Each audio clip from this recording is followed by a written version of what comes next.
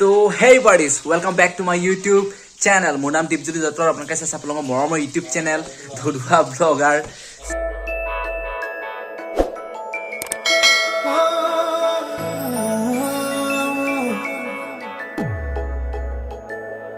So বহুত দিনত blog বনাবলৈ মন গ'ল। তো আপোনালোকক এটা টপিকক লৈ মই কিছুমান কথা ক'ব বিচাৰিম। অলৰেডি আপোনালোকে থাম্বনেলত দেখিছে মই যে কি ক'ব বিচাৰিছোঁ বা মোৰ আজি কনচেপ্টটো কি। তো হয়, এতিয়া যোৱা মাৰ্চৰ 3 তাৰিখৰ পৰা যি হাইস্কুল শিক্ষান্ত পৰীক্ষা হৈ আছিলে, চ' মাজতে বহুতো কেলেংকাৰী বা খেলি মেলি দেখা পোৱা গৈছে।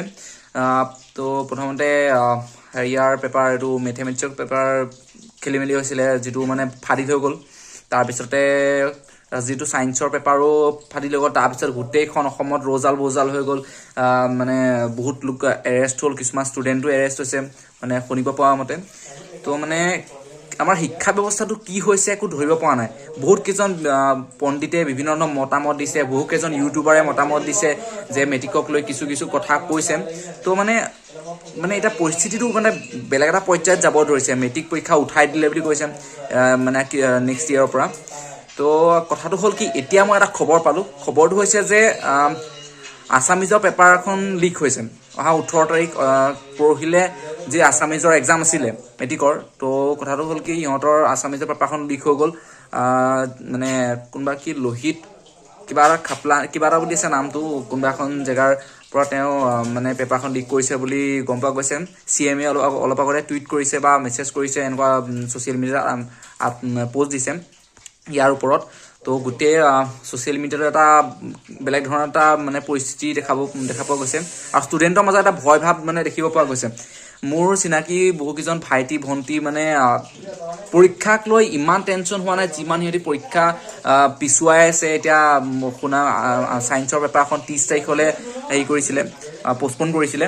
চ' এতিয়া আকৌ আছামিজৰ পেপাৰ ফাদিল লৈছে। মানে আমাৰ অসমীয়া শিক্ষা ব্যৱস্থাটো হৈছে কি বা মানে কেনেকুৱা ধৰণৰ এটা মানে এটা ঠাইলৈ মানে যাব লৈছে। তো মানে একো বুজি পোৱা নাই।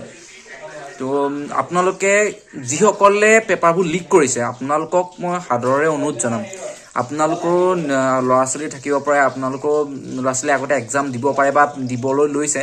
আপোনালোকে এনেকুৱা ধৰণৰ কাম নকৰিব। আমি এতিয়া মেট্ৰিক হাই ছেকেণ্ডেৰী আমিও পাছ কৰি আহিছোঁ। মই এতিয়া BA পঢ়ি আছোঁ। চ' আমিও মেট্ৰিকৰ সময়তো মানে তেনেকুৱা আমাৰ বেষ্টত পেপাৰ লিক হোৱাৰ কাহিনী আমি পোৱা নাছিলোঁ বাৰু। আমি তেনেকৈ দিলোঁ এক্সাম। তো মানে আমি সেই টাইমত কি হয়, পেপাৰ লিক হোৱাৰ কিবা আমাৰ সেইটো টেনশ্যন নাছিলে। আমাৰ টেনশ্যন আছিলে যে আমি এক্সামটো কেনেকৈ দিম, কেনেকৈ পেপাৰখিনি কমপ্লিট কৰি ভাল ৰিজাল্ট এটা কৰিম। আমাৰ মাথাত সেইটো আছিলে মানে পোকটো। আৰু এতিয়া ষ্টুডেণ্টবোৰ কি হৈছে, পেপাৰ লিক হোৱা ভয় হৈছে সিহঁতৰ।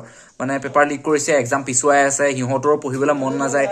মানে জানেই নহয় কেনেকুৱা ধৰণৰ পৰিস্থিতি, মুডটো চেঞ্জ হৈ যায় পঢ়াক লৈ।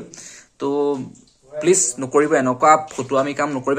একদম থাৰ্ড ক্লাছ, মই একদম ক'বলৈ বেয়া পাইছোঁ, এইবোৰ থাৰ্ড ক্লাছৰ কাম। মানে আপোনালোকে পেপাৰ লিক কৰি পাব কিনো আপোনালোকে, মই সেইটো ক'ব বিচাৰিছোঁ।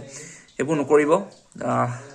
আশা কৰোঁ বহুতে কৈছে মেট্ৰিক উঠাই দিছে, মেট্ৰিক উঠি যাব লাগে, কিন্তু এই ক্ষেত্ৰত মই অলপো মান নামানো। মানে মেট্ৰিক বহু বছৰৰ পৰা চলি আহিছে, তো চলি যাব লাগেও। আৰু শিক্ষানীতিটো সলনি হৈছে যিহেতু, এতিয়া কিবা এটা মানে ভাবিয়েইতো মানে শিক্ষা ব্যৱস্থাটো সলনি কৰিব বিচাৰিছে চৰকাৰে।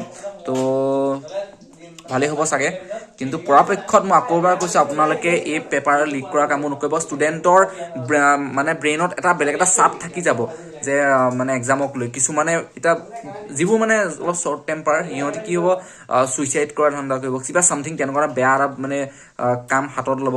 তেওঁলোকৰ জীৱনক লৈ আপোনালোকে হেতালি নেখেলিব প্লিজ, মই আকৌ এবাৰ কৈছোঁ। তো আপোনালোকে ভিডিঅ'টো যদি ভাল পাইছে তেন্তে শ্বেয়াৰ কৰিব লগৰবোৰলৈ। তো মই এইটোৱে ইনফৰ্মেশ্যন আপোনালোকক মই দিবলৈ চেষ্টা কৰিছিলোঁ। তো মাজে মাজে মোৰ কিছুমান ভুল থাকি যাব পাৰে, আপোনালোকে কিছুমানে ভুল বুজিবও পাৰে। তো কথাটো হ'ল কি, মোৰ মনৰ কথাটো কৈছে, আৰু ক'বলৈ মন আছিলে, কিন্তু এতিয়া ক'ব বিচৰা নাই বা অলপ বেছি কণ্ট্ৰভাৰ্চি হৈ যাব যদি বাই চান্স ভাইৰেল হৈ যায়।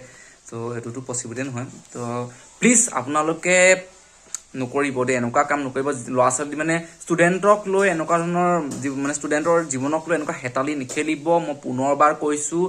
আৰু চৰকাৰক মই অনুৰোধ জনাম, যিসকলে এনেকুৱা ধৰণৰ দুষ্কৃতি কাৰ্য কৰে, প্লিজ আপোনালোকে সিহঁতক চুচৰি হ'লেও মানে থানাত ভৰাই থওক বা তেওঁলোকৰ প্ৰতি একশ্যন লওক।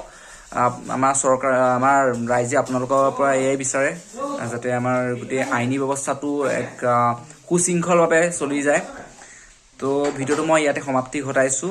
আহি আছোঁ নতুন এটা কনচেপ্ট, নতুন এটা ভিডিঅ' লৈ।